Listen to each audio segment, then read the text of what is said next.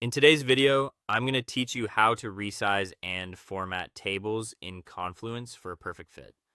Let's start by opening the Confluence page that contains the table you want to adjust. Make sure you have permission to edit the page. Otherwise, you'll only see the published view. Once the page is open, click Edit to enter the page editor. You need to be in edit mode to change the table's layout, so this is an essential first move. With the editor open, click anywhere inside the table. This tells Confluence you're working with the table and activates the table controls.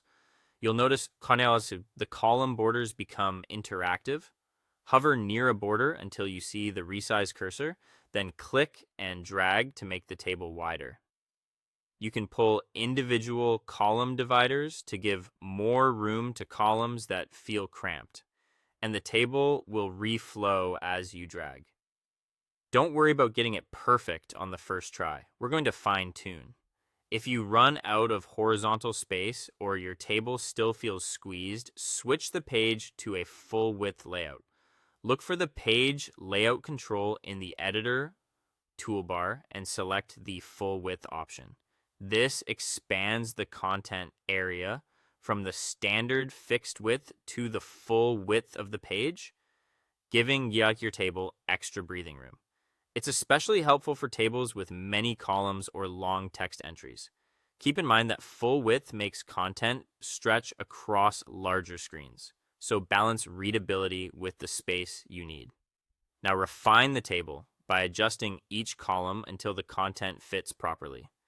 Scan from left to right and widen columns that wrap too aggressively or cut off headings, and narrow columns that contain short entries like IDs or dates. The goal is a clean layout where text is visible without excessive wrapping, numbers are easy to scan, and headers aren't truncated. Small, deliberate drags are best here. Focus on content that looks crowded, then widen just that column's border. This keeps the table tidy and avoids creating unnecessary horizontal scrolling. When you're happy with the adjustments, publish the page and check the final table width in the live view. The published view is what your audience will see, and it can look slightly different from the editor. Confirm that the table fits the page nicely, columns read clearly, and there's no awkward overflow or unintended scroll bars, and that's it. Open the page, enter edit mode, click into the table, drag to resize, use full width if needed, fine-tune each column, then publish and verify the result.